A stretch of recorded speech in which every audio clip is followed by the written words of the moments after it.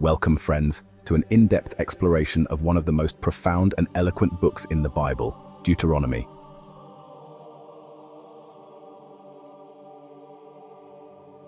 Picture this. The Israelites, having wandered in the wilderness for 40 long years, now stand on the brink of the promised land. Before them lies Canaan, a land flowing with milk and honey, a land promised to their forefathers, Abraham, Isaac, and Jacob.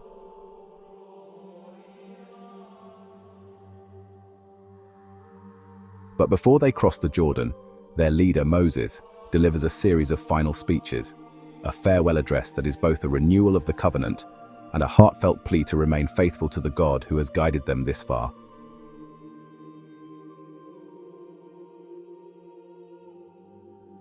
Deuteronomy, which means second law, is far more than just a repetition of earlier commandments. It is a rich, multifaceted book that weaves together history, law, prophecy, and above all, love.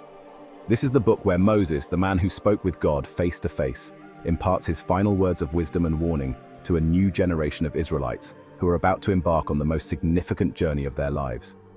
Through Deuteronomy, we will uncover timeless truths about obedience, love, and the unbreakable covenant between God and his people.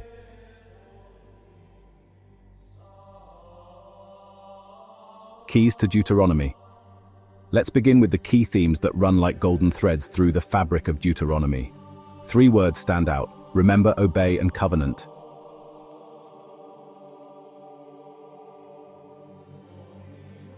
Remember. Moses repeatedly urges the Israelites to remember the Lord's mighty deeds. Remember the days of old, consider the years of many generations. Deuteronomy 32:7. This act of remembrance is not merely recalling facts. It is an active, living memory that shapes their identity and their future actions.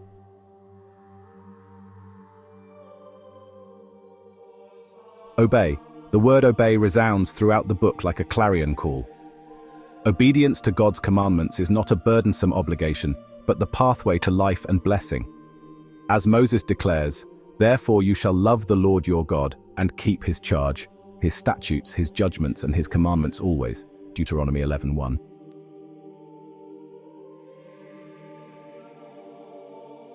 Covenant. Deuteronomy is essentially a renewal of the covenant made at Sinai, but with a deeper emphasis on the relationship between God and his people. The covenant is not just a legal contract, it is a bond of love and loyalty, a divine pledge that binds the Israelites to God and God to them.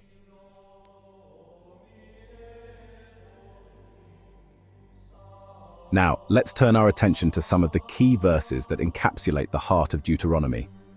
Deuteronomy chapter 5, verse 29 expresses God's deep longing for his people. "Oh, that they had such a heart in them that they would fear me and always keep all my commandments, that it might be well with them and with their children forever." This verse is a window into God's heart, revealing his desire for his people to walk in his ways for their own well-being. In Deuteronomy chapter 10, verses 12 to 13, we find a succinct summary of what God requires. "And now, Israel, what does the Lord your God require of you? But to fear the Lord your God, to walk in all his ways and to love him, to serve the Lord your God with all your heart and with all your soul, and to keep the commandments of the Lord and his statutes, which I command you today for your good." This verse is a reminder that God's commandments are given not to restrict us, but to bless us. Deuteronomy chapter 30, verses 19 to 20 presents a stark choice. "I call heaven and earth to witness against you today, that I have set before you life and death, blessing and curse. Therefore, choose life, that you and your offspring may live, loving the Lord your God, obeying his voice and holding fast to him, for he is your life and length of days." Here, Moses paints a vivid picture of the consequences of obedience and disobedience. It's as if he is holding 2 paths before the Israelites, one leading to life and the other to death, and urging them to choose wisely.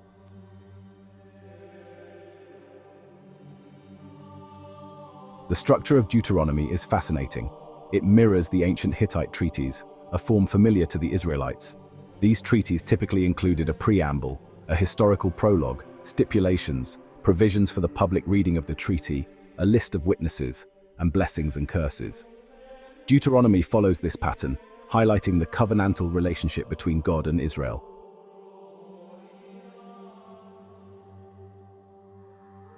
The book begins with a historical prologue in chapters 1 to 3, where Moses recounts the journey from Egypt to the plains of Moab.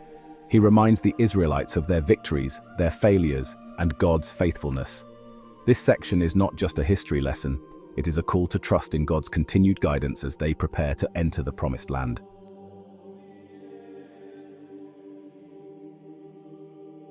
The stipulations of the covenant, found in chapters 4 to 26, form the core of the book.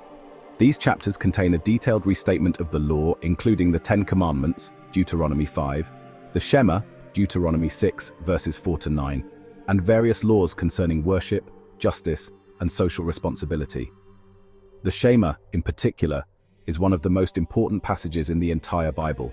Hear, O Israel, the Lord our God, the Lord is one. You shall love the Lord your God with all your heart, with all your soul, and with all your strength. Deuteronomy 6, verses 4 to 5. This declaration of God's oneness and the command to love him with every part of our being is central to the Jewish faith and was reaffirmed by Jesus as the greatest commandment, Matthew 22, verse 37.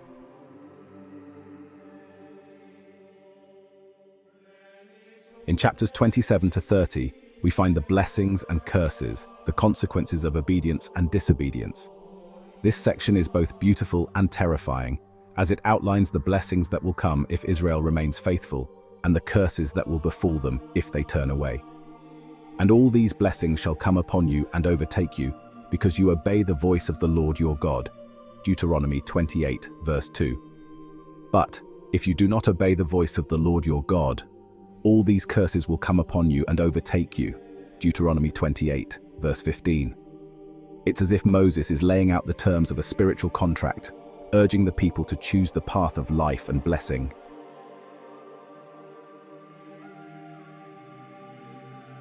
As we move toward the end of Deuteronomy, we come to Moses' farewell address, which begins in chapter 31. Imagine the scene. Moses, now 120 years old, stands before the people he has led for 4 decades. His voice, though aged, is filled with the same fervor and passion as it was when he first stood before Pharaoh. But now there is a note of finality, a recognition that his time is almost over. Moses appoints Joshua as his successor, passing the torch to a new leader who will guide Israel into the Promised Land.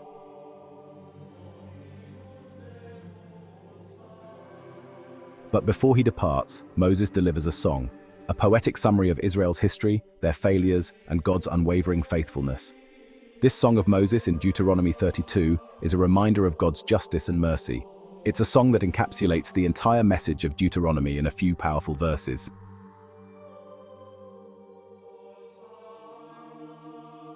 The blessings of Moses in chapter 33 are reminiscent of Jacob's blessings over his sons in Genesis 49. Here, Moses blesses each tribe of Israel, speaking words of prophecy and promise over them. It is a moment of profound significance, as the leader who has shepherded them through the wilderness now speaks God's blessing over their future.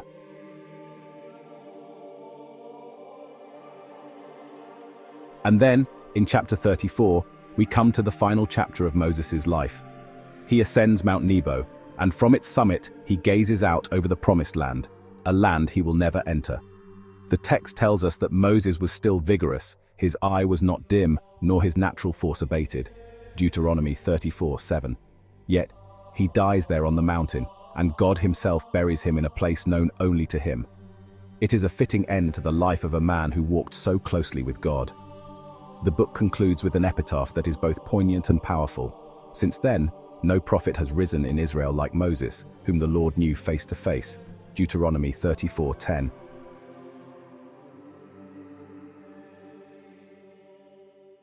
Lessons from Deuteronomy. What lessons can we draw from Deuteronomy? First and foremost, the book teaches us about the importance of obedience. Obedience is not just a duty, it is an expression of our love for God. For this is the love of God, that we keep his commandments, and his commandments are not burdensome. 1 John 5:3. Deuteronomy makes it clear that obedience leads to life and blessing, while disobedience leads to death and curse. The book also emphasizes the concept of covenant.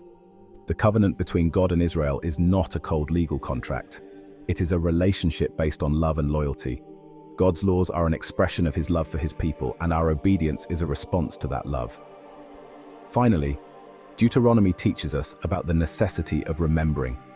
We are called to remember God's faithfulness in the past as a guide for our future.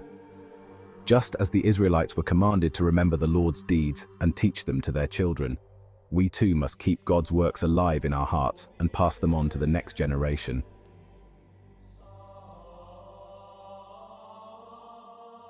As we conclude this journey through Deuteronomy, let us reflect on the timeless truths it offers.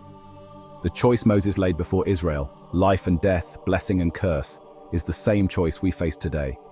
May we, like Israel, choose life by loving the Lord our God, walking in his ways, and keeping his commandments. For in doing so, we find not only the path to the promised land, but the way to eternal life with our Creator.